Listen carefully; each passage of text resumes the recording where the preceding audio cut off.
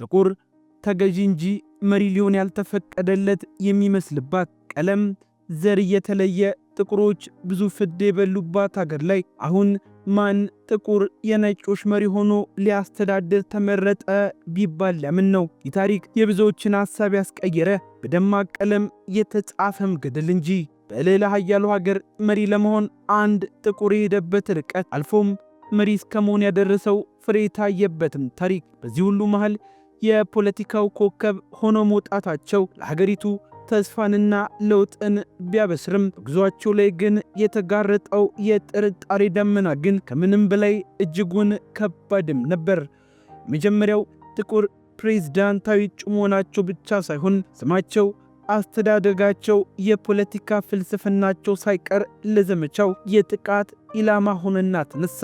እሳቸው ላይ ከተሰነዘሩት ጥቃቶች ሁሉ እጅግ አደገኛና አስቸጋሪ ሆነው የዜግነት ጥርጣሬ የነበረ ሲሆን እሳቸው በሕገ መንግሥቱ መሠረት ፕሬዝዳንት ለመሆን የሚያስችሏቸውን በአገሪቱ የተወለዱ የሚለው መስፈርት አያሟሉም የሚል መሠረተ ቢስ የሆነ ወሬ በሀገሪቱ ተሰራጨ። ጠላቶቻቸው በኬንያን የተወለዱት የሚል የተሳሳተ ወሬ በስፋትም ይነዙት ያዙ። የፖለቲካ ተቀናቃኞቹ በተለይ ዶናልድ ትራምፕ ኦባማ የልደት ምስክር ወረቀታቸውን በይፋ እንዲያሳዩ በመጠየቅ ዘመቻውን ያቀጣጥሉታል። የሴራ ለዓመታት የዘለቀ ሲሆን ባራክ ሁሴን ኦባማ 2011 ዓ.ም የትውልድ ሰርተፍኬታቸውን ሙሉ እትም ይፋ እንዲያደርጉ ያስገድዳቸው፣ ትውልድ ቦታቸውም በሃዋይ መሆኑ የተረጋገጠ፣ ጥርጣሬው ግን በሰፊው የህብረተሰብ ክፍል ውስጥ እንደ መርዝ ተሰራጭቶ የነበረም ጉዳይ ነበር። ኦባማ ይህንን ሴራ መዋጋት ማለት ለጥቁር አሜሪካውያን እኩል መብት ሲባል የተደረገውን ትግል መቀጠል ማለት እንደሆነ ተገንዝበው የነበረበት ሁኔታ ዚያን ጊዜ የነበረ ሲሆን የተቀናቃኞቻቸው ዓላማ አንድና አንድም ነበር፣ ጥቁር ፈጽሞ መሪ አይሆንም የሚል። ለዛም እንቅልፍ አጥተው አሰቡ። ከዛ ደግሞ ሌላ መጣያ መንገድ ፈለጉና አላጡላቸውም። ፊታቸውን ወደ ሃይማኖት ሽኩቻ እንዲቀየር መሪውን አዙረው የባራክ ኦባማ መካከለኛ ስም ሁሴን መሆኑ እንዲሁም አባታቸው ሙስሊም መሆናቸው ሌላኛው የጥቃት መንገድም ሆነ። ኦባማ በድብቅ ሙስሊም ናቸው የሚል ወሬ ተዛመተ።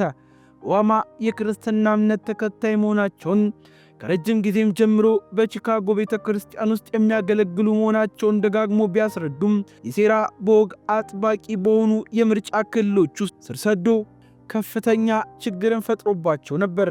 ይህ ደግሞ በድህረ 911 አሜሪካ የፖለቲካ ምህዳር ውስጥ የውጭነትና የጥርጣሬ ስሜትን ለመፍጠር ያለመ የነበረ ሲሆን ከዚህ በኋላ ሁሉ ግን ልክ በዛሬዋ ቀን ባራክ ሁሴን ኦባማ የኃያሉ አሜሪካ ፕሬዝዳንት መሆን እንደሚችሉ ያረጋግጡባት ቀንም ሆነች። ነገሩ ብዙ ጣውርዶች የነበሩት ከየት እስከ የት የሚለውን አሁን አብረን የምንመለከተው ነውና አብራችሁን እንድትቆዩ እንጋብዛለን።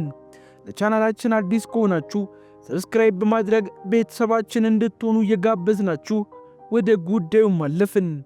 በሙሉ ስማቸው ባራክ ሁሴን ኦባማ ተብሎ የሚጠሩት ባራክ ኦባማ የተወለዱት በአሜሪካ ሃዋይ 1961 ዓ.ም አባታቸው በኬንያ የገጠር አካባቢ የፍየል እረኛ የነበሩ ወደ አሜሪካም የትምህርት ዕድል አግኝተው ከሄዱ በኋላ ተመልሶ ሀገራቸውን በኢኮኖሚ ባለሙያነት ያገለገሉ፣ እናታቸው ደግሞ በዚያው በአሜሪካ የተወለዱ ለትምህርት የሄዱትን የኦባማን አባት አግኝተው ያገቡ። ከዛም በጋብቻቸው ባራክ ኦባማን ያፈሩ። ዳራቸው ግን ያልሰነባበተ ሰዎችም ነበሩ። እናም አባትና እናቱ በመለየታቸው ኦባማ ከእናታቸው ጋር ለማደግ የተገደዱ፣ ከታናሽ እህታቸው ማያ ጋርም አብረው የልጅነት ጊዜያቸውን ያሳለፉ፣ በመንግሥት ትምህርት ቤት ትምህርታቸውን የተከታተሉም ሲሆን እናታቸው የመንግሥት ድጎማን እየተቀበሉ ልጆቻቸውን ዳር ለማድረስ ብዙ እንደተጓዙም ታሪካቸውም ያስረዳል። ኦባማ በተወለዱባት ሆኖሉሉ የመሰናዶ ትምህርታቸውን የሚያጠናቀቁ ሲሆን ከሎስ አንጀለስ ከተማ ወጣ ብሎ በሚገኘው የኦክሲደንታል ኮሌጅ ለ2 ዓመት ትምህርታቸውን ከተከታተሉም በኋላ በኒውዮርክ ሲቲ ወደሚገኘው ኮሎምቢያ ዩኒቨርሲቲም ተዘዋውሯል። በዚያም በ1975 ዓ.ም በፖለቲካል ሳይንስ የመጀመሪያ ዲግሪያቸውን ያገኙ። በዩኒቨርሲቲ ቆይታቸውም የሥነ ጽሑፍና የፍልስፍና መጽሐፍትን ያነቡ የነበረ።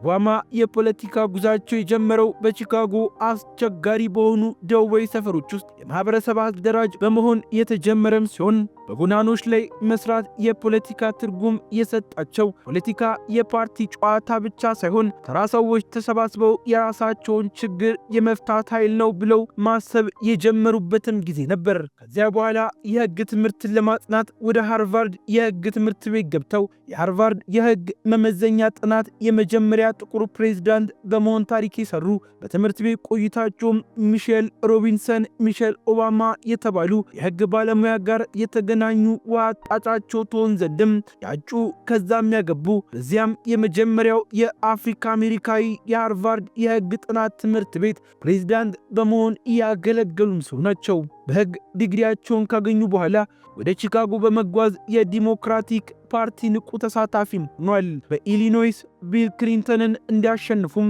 ለመምረጥ 10 ሺዎች እንዲመዘገቡ ያደረጉ የፖለቲካ ተሳትፏቸውን እያሳደጉ ባሉበት ጊዜ ድሪምስ ኦፍ ማይ ፋዘር የአባቴ ህልሞች የተሰኘው መጽሐፋቸውን ለንባብም አብቅቷል። የፖለቲካ ግስጋሴያቸው አንድ ብሎ የጀመረም ሲሆን የኢሊኖይስ ግዛት ሴኔት ተደርገው እንደ አውሮፓውያን አቆጣጠር በ1997 የተመረጡም ሲሆን በስልጣን ዘመናቸውም የፋይናንስ መረጋጋትን ለድሃ ቤተሰቦች የጤና እንክብካቤ ድጋፍ እንዲስፋፋ ብሎም የወንጀልና ደህንነት ህጎች እንዲሻሻሉ ማድረጋቸውም ይወሳላቸዋል። ለአሜሪካ ምክር ቤት በኋላ ላይ ተመረጡም ሲሆን ለአሜሪካ ምክር ቤት ምርጫ ቀስቃሳ ያደረጉት ንግግርም ሰፊ እውቅናንም አሰጥቷቸዋል። በፓርቲያቸው ውስጥም በፍጥነት እውቅ ሰው እስከ መሆን የደረሱም ሲሆን በዚሁ ዓመት ወደ አባታቸው ሀገር ኬንያ ያደረጉት ጉዞም የዓለም አቀፍ ሚዲያዎችን ትኩረት መሳብ ችሎ የነበረ ሲሆን ከሁሉም በ2004 ዓ.ም በዲሞክራቲክ ብሔራዊ ስብሰባ ላይ ያስደመጡት ንግግር በአሜሪካ ታሪክ ውስጥ ወርቃማም ወቅት ነበር። አሜሪካ ቀይ የሪፐብሊካን፣ ሰማያዊ የዲሞክራት እየተባለ የሚከፋፈልባት አይደለችም፣ የጋራ ማንነታችን የሚከፋፍል ነውና ይቅርብን አሉ። ከዛም በአሜሪካ በህዝብ ዘንድ ተወደዱ። የአሜሪካ ሴናተር እስከ መሆንም ደረሱ። ከዛ ከባድን ጦርነት ለመጀመር እንደሚፈልጉ ያሳወቁም ሲሆን ፕሬዝዳንትነት ውድድር እንደ አውሮፓውያን አቆጣጠር በ2007 ኦባማ ፕሬዝዳንት ለመሆን መወዳደራቸውን ሲያሳውቁ ብዙዎች ተጠራጥሯቸውም ነበር። ወጣት ነበሩ።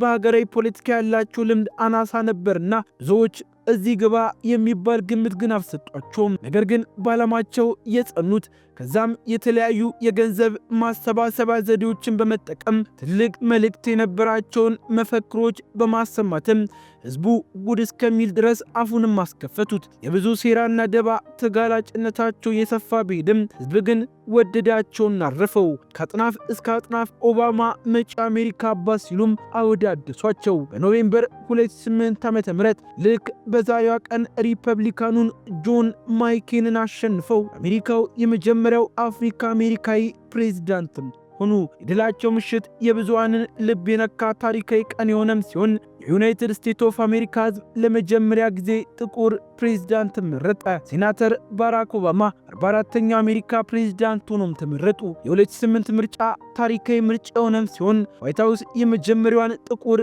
ቀዳማዊት እመቤትም አገኘች። በዚህ ምርጫ የአሜሪካ ህዝብ ባራክ ኦባማን በፕሬዝዳንትነት መምረጡ ለለውጥ ከልቡ ቆርጦ መነሳቱን የሚያሳይ መሆኑን ታምኗል። ፕሬዝዳንት ባራክ ኦባማ በተለይም በከፍተኛ ሁኔታ የተጎዳውን የአሜሪካንን ኢኮኖሚ ያስተካክላል፣ አሜሪካንን ከኢራቅ መውጣት ያረጋግጣል፣ በሀገር ውስጥ ያሉትን የማህበረሰቦች ችግር ይፈታል ተብሎ መሪነታቸው የጸና ዳግም 2012 እንደገና የመመረጥ ክብሩንም መጎናጸፍም ችሏል።